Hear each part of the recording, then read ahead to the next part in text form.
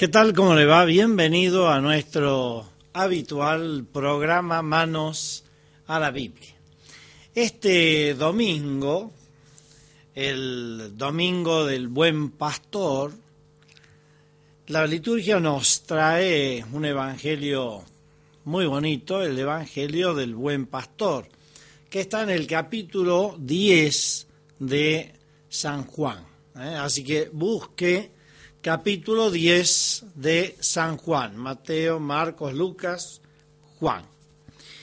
Este capítulo, que tiene en su primera parte, del versículo 1 al versículo 21, todo lo referente al buen pastor, es un capítulo que en realidad tiene dos partes, ¿no? Jesús primero habla de la puerta y después habla del pastor. Los primeros versículos, del versículo 1 en adelante, Jesús habla de la puerta, yo soy la puerta de las ovejas. Y luego en el versículo 11 habla propiamente del buen pastor, yo soy el buen pastor. Pero antes de comentar el texto que nos toca este domingo, que es la segunda parte del versículo 11 en adelante, vamos a decir algo respecto al tema del buen pastor en la Biblia, o el tema de los pastores, porque la figura del pastor es una figura bíblica bastante común, que ya en el Antiguo Testamento estaba presente. Vamos a ir un poquito hacia un texto muy famoso, que es el capítulo 34 del profeta Ezequiel. Ezequiel 34.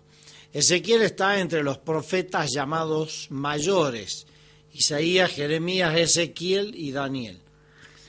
En el capítulo 34 de Ezequiel, fíjese lo que dice: la palabra de Yahvé me fue dirigida en estos términos: Hijo de hombre, profetiza contra los pastores de Israel. ¿Quiénes son los pastores de Israel? Es la clase dirigente. El rey, hoy diríamos el presidente o el gobernador o el intendente, es decir, aquellos que eran los dirigentes políticos y políticos religiosos, porque estamos hablando de una sociedad teocrática, la sociedad israelita.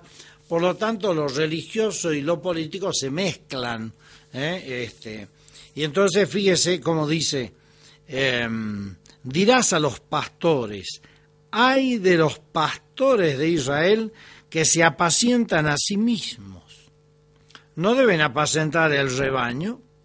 Ustedes se han tomado la leche, se han vestido con la lana, han sacrificado a las ovejas más gordas, no han apacentado el rebaño. O sea, está diciendo aquí el profeta Ezequiel a los dirigentes del pueblo que no han sabido ser buenos pastores, que en vez de cuidar las ovejas se han comido las ovejas, que en vez de apacentar el rebaño se han apacentado a sí mismos. Cualquier parecido con la realidad es pura casualidad. Fíjese que también, ¿no?, este tema de los pastores, de los malos pastores, está en el profeta Jeremías. Vamos al capítulo 23 del profeta Jeremías. Mire lo que dice el profeta: ay de los pastores que dejan perderse y desparramarse las ovejas de mis pastos. Pues así dice Yahvé: ustedes han dispersado mis ovejas, las empujaron y no las atendieron. Miren que voy a pasar revista por sus malas obras. Es decir, ¿quiénes son los pastores en el contexto bíblico? Los pastores son aquellos que tienen que cuidar al pueblo, son los dirigentes del pueblo. Ahora bien, cuando Jesús dice esta parábola o alegoría, porque es una alegoría parábola, a ver, ¿cuál es la diferencia entre una cosa y la otra? Alegoría es una simple comparación. Parábola es una comparación con relato, es decir, es una comparación en donde hay como una narración, ¿no? El texto este del buen pastor es una alegoría como parábola, o una parábola alegórica. Tiene un poco de las dos clases de figuras literarias, ¿no? Ahora, ¿a quién se refiere o a quién se dirige Jesús cuando en el texto que hoy leemos de San Juan habla del buen pastor, ¿no? Y de los pastores? Él está hablando con los judíos. Cuando San Juan dice los judíos, quiere señalar la clase dirigente. ¿Qué había pasado? ¿Cuál es el contexto histórico? Jesús había sanado un ciego, capítulo 9 de San Juan.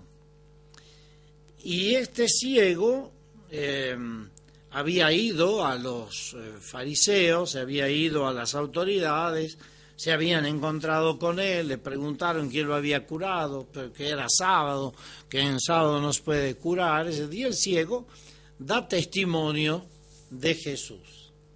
Entonces después Jesús se encuentra con el ciego, habla con él, le dice que él es el Hijo de Dios, en fin.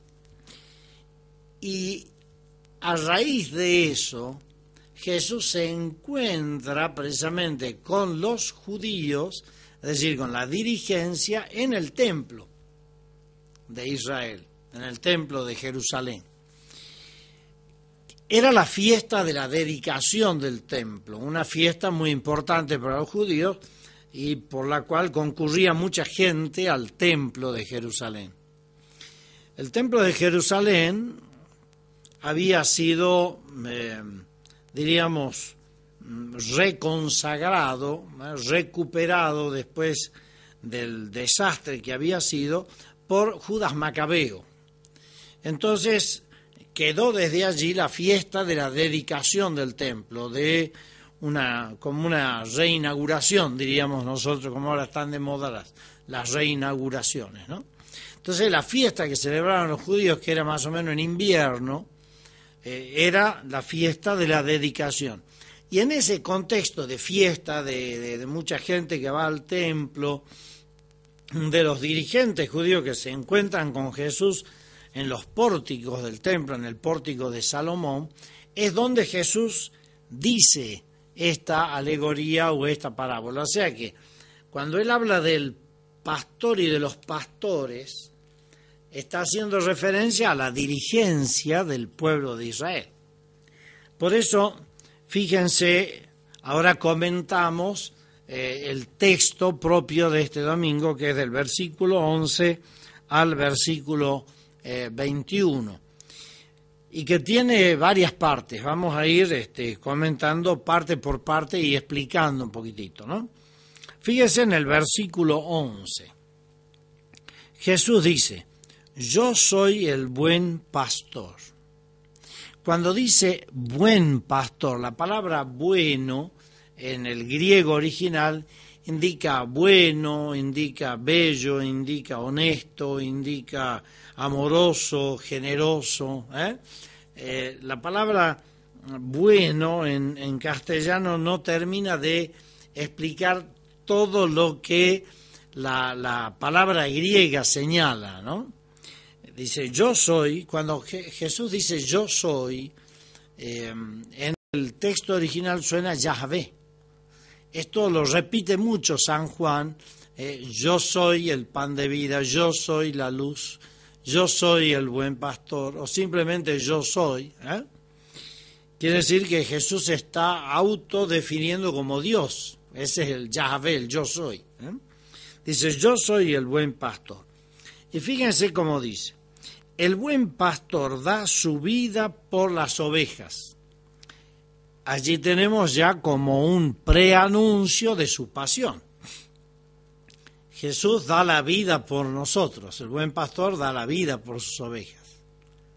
En cambio, y ahí viene el contraste y el efecto de esta comparación, dice, el asalariado, que no es pastor, a quien no pertenecen las ovejas, ve venir al lobo, abandona las ovejas y huye.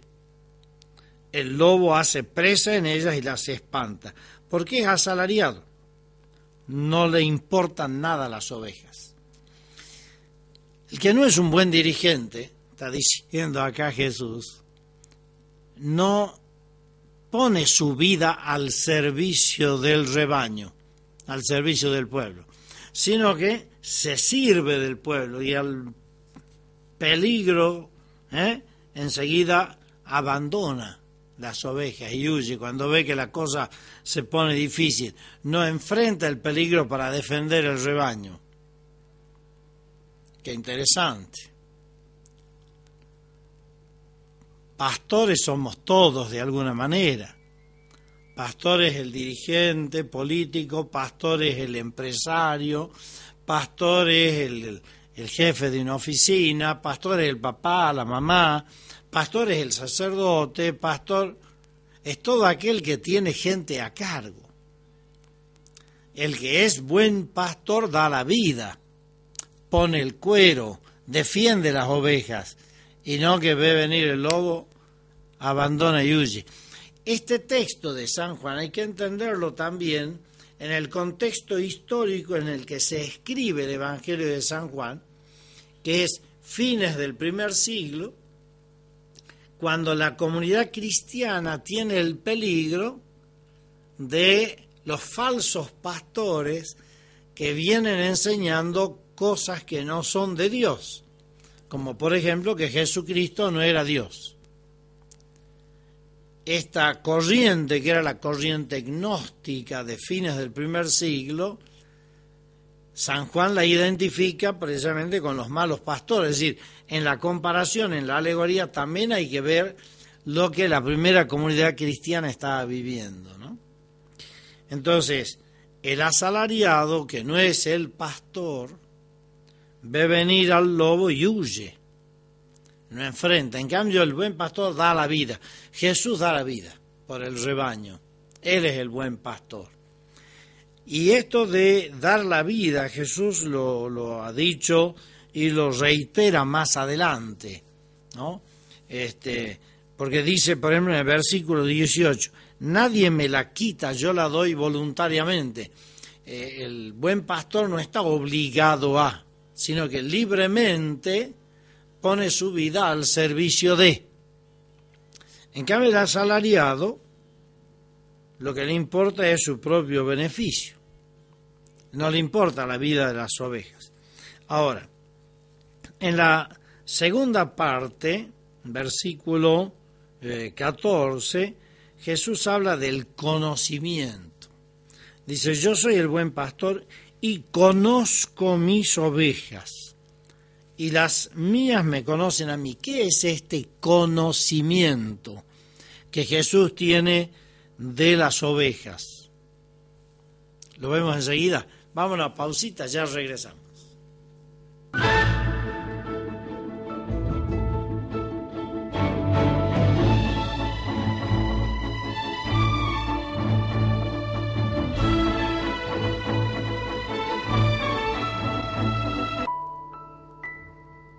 Dios estaba en el cielo mirando cómo actuaban los hombres en la tierra. Reinaba la desolación. Más de 6.000 millones de seres humanos son pocos para alcanzar la magnificencia divina del amor, suspiró el Señor. El Padre vio a tantos humanos en guerra, esposos y esposas que no completaban su espíritu, ricos y pobres apartados, sanos y enfermos distantes, que un buen día reunió a un ejército de ángeles y les dijo, pueden ver a los seres humanos, necesitan ayuda, tendrán que bajar a la tierra. ¿Nosotros?, preguntaron los ángeles ilusionados y asustados, llenos de fe. Sí, ustedes son los indicados. Nadie más podría cumplir esta tarea. Como los hombres se han olvidado de que los hice distintos para que se complementasen unos a otros y así formaran el cuerpo de mi Hijo amado, bajarán ustedes con francas distinciones y tareas especiales. Tú tendrás memoria y concentración de excelencia. serás ciego. Tú serás elocuente con tu cuerpo y muy creativo para expresarte. Serás sordomudo. Tú tendrás pensamientos profundos. Escribirás libros, serás poeta. Tendrás parálisis cerebral. A ti te daré el don del amor. Habrá muchos otros como tú en toda la tierra, y no habrá distinción de raza, porque tendrás la cara, los ojos, las manos y el cuerpo como si fueran hermanos de sangre. Tendrás síndrome de Down. Tú vivirás en la tierra, pero tu mente se mantendrá en el cielo. Preferirás escuchar mi voz a la de los hombres. Tendrás autismo. Al último angelito le dijo: serás hábil como ninguno. Te faltarán los brazos y harás todo con las piernas y la boca. Los ángeles se sintieron felices con la distinción del Señor, aunque les causaba enorme pena tener que apartarse del cielo para cumplir su misión. ¿Cuánto tiempo viviremos sin verte? ¿Cuánto tiempo lejos de ti? No se preocupen, estaré con ustedes todos los días. Y bajaron a la tierra emocionados. Cada uno llegó al vientre de una madre. Al nacer, fueron recibidos con profundo dolor. Causaron miedo y angustia. Algunos padres rehusaron la tarea. Otros la asumieron enojados. Otros se echaron culpas hasta disolver su matrimonio. Y otros más lloraron con amor y aceptaron el deber. Siguen bajando ángeles a la tierra con espíritus superiores en cuerpos limitados. Y seguirán llegando mientras haya humanidad en el planeta. Como los angelitos saben que su misión y sus virtudes son unión, fe, esperanza y caridad, gobernadas por el amor, ellos han sabido perdonar y con gran paciencia pasan la vida iluminando a todo aquel que los ha querido amar.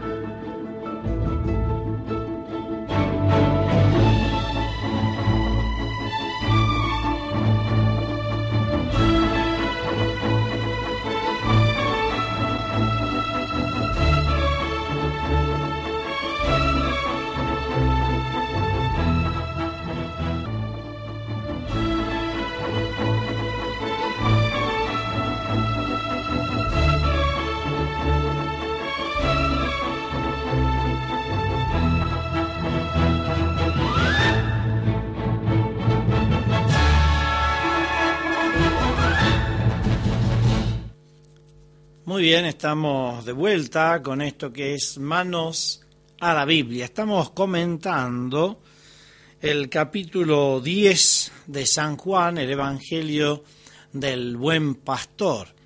Y habíamos quedado en el versículo 14, en donde en esta segunda parte Jesús dice: yo soy el buen pastor y conozco mis ovejas, y las mías me conocen a mí. Y preguntamos, ¿qué es este conocimiento? Porque nosotros cuando pronunciamos la palabra conocer, casi instintivamente identificamos conocer con un proceso intelectual. Pero en la Biblia la palabra conocer tiene un sentido mucho más pleno. No es algo meramente intelectual. En la Biblia conocer es tener la experiencia del otro, en este caso, ¿no? Conocer de cerca. Cuando alguien pregunta, por ejemplo, ¿lo conoces al tal? Y uno puede responder, sí, de vista más o menos, lo conozco, lo he visto un par de veces, ¿no? Pero puede ser que a esa persona uno la conozca de haber compartido mucha vida. Y entonces decimos, por ejemplo, sí, lo conoceré como la palma de mi mano. Lo decimos así. ¿Qué quiere decir esto? Que ha habido vida compartida. Que hay un conocimiento que no es meramente intelectual, sino que es vital. Es un conocimiento del corazón. Cuando Jesús dice, conozco mis ovejas y las mías me conocen a mí, está hablando precisamente de ese conocimiento desde el corazón, ese conocimiento desde la experiencia de vida, del compartir. Por eso es un conocimiento, como dice el versículo 15, como me conoce el Padre y yo a Él y doy mi vida por las ovejas. Es decir, ¿cuál es la comparación que hace Jesús de ese conocimiento que Él como pastor tiene de las ovejas? La comparación es como el Padre me conoce, yo conozco al Padre, así conozco yo a mis ovejas. Quiere decir que nosotros como ovejas de Jesús estamos en el corazón de Cristo, que hay una interrelación de corazón a corazón, que es un conocimiento amoroso el que Jesús tiene de cada uno de nosotros. Luego en el versículo 16, Jesús habla de otras ovejas. Fíjense, dice, también tengo otras ovejas que no son de este redil. ¿Cuáles son las ovejas que no son de este redil? ¿Cuál es este redil? Este redil es el pueblo judío, el pueblo de Israel. Y esas otras ovejas que no son de este redil son todos los pueblos no judíos llamados también a la fe. Por lo tanto, aquí está Jesús como ampliando el panorama del rebaño. El rebaño ya no es solamente el pueblo judío. El rebaño son todos los hombres del mundo. Tengo otras ovejas que no son de este redil. Y dice, también a esas tengo que llevarlas, y escucharán mi voz. Y habrá un solo rebaño y un solo pastor. Una profecía del profeta Jeremías, que habla del único rebaño, de un solo rebaño, de la necesidad de la unidad. Y hay un cuarto aspecto de este texto del buen pastor que empieza en el versículo 17. Dice, el Padre me ama porque doy mi vida para recobrarla de nuevo. Aquí hay una suerte de anticipo de lo que será la pasión y resurrección. Doy mi vida, pasión y muerte del Señor, para recobrarla de nuevo, resurrección. Es el pastor que morirá y resucitará para darle vida al rebaño. Y esto que hace el buen pastor de dar la vida, lo hace voluntariamente, libremente. Nadie me la quita, yo la doy voluntariamente. Tengo poder, dice, para darla y poder para recobrarla de nuevo. Esa es la orden que recibió de mi Padre. Es decir, en esta cuarta parte de este texto, Jesús hace ver que Él es absolutamente libre para dar la vida por el rebaño y absolutamente libre para vivir el misterio pascual, es decir, dar la vida y recobrarla, morir y resucitar. Nadie me la quita, la doy voluntariamente. Tengo poder para darla y para recobrarla. ¿Qué quiere decir esto? Que Él es Dios. Y Él es el que resucita. El Padre le ha dado esa orden, y esa es la orden que recibió de mi Padre. Quiere decir que Jesús se pasa la vida haciendo la voluntad del Padre. Ahora, en este texto, en estos detalles que vamos comentando, encontramos también lo que son lo que llamamos las notas esenciales de la Iglesia. Nosotros cuando rezamos el credo decimos, creo en una iglesia una, santa, católica y apostólica. Está acá. Eso es bíblico. Fíjese, iglesia una. Jesús habla de un único rebaño. Que Él quiere ser el pastor del rebaño ese único, no muchos rebaños, sino un solo rebaño y un solo pastor. La unidad de la iglesia como el solo rebaño de Cristo. Decimos una, santa. Cristo da la vida para que el rebaño tenga vida. Por lo tanto, la vida del rebaño es una vida que tiene que ser abundante. Es la vida de la santidad a la cual todos estamos llamados. Y esa vida de santidad ya viene de un texto que Jesús dice también en el Evangelio: sean santos como su Padre Celestial es santo, o sean misericordiosos como su Padre Celestial es misericordioso. O el texto aquel famoso del libro del Deuteronomio, en donde Dios dice: sean santos porque yo, el Señor vuestro Dios, soy santo. De modo que la iglesia es santa por esta vida que el pastor le da al rebaño. Además, católica, una santa católica. ¿Por qué católica? Porque no solamente están las de este redil, sino también del otro redil. Tengo otras ovejas que no son de este, sino de otro redil. Quiere decir, todos los pueblos no judíos llamados a la fe. La iglesia es católica porque es universal, porque quiere ser el rebaño universal de Dios. Quiere que todos los hombres formemos un solo rebaño bajo un solo pastor, y que esta unidad la vayamos como tejiendo día a día, año a año, siglo a siglo. Y finalmente, iglesia apostólica. ¿Por qué? Porque este pastor busca otros pastores, y los primeros pastores del pueblo fueron los apóstoles.